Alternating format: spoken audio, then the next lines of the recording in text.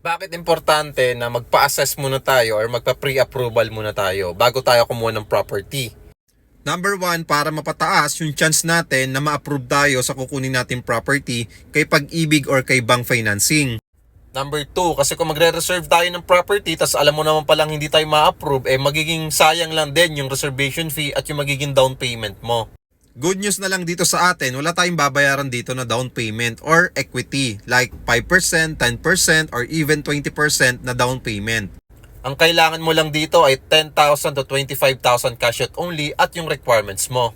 May babayaran na ba kagad ako kapag magpapa-assess ako or pre-approval? Wala pa po kayong babayaran dito na any form of reservation fee or any amount, wala pong bayad. Nang sa ganun, ma-make sure natin na ma-approve talaga tayo sa loan natin before po tayo mag-reserve.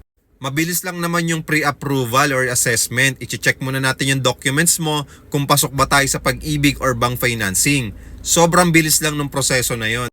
Kesa naman tumaya tayo sa isang property na hindi man lang tayo dumaan sa pre-approval or assessment.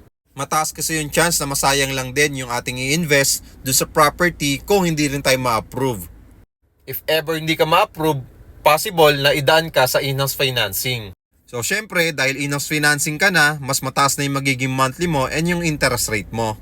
So, bago ka kumuha ng property, magpa-assessment ka muna, magpa-pre-approval ka muna. Follow me and message me kung interested kayo and heart nyo po yung video ko. Thank you!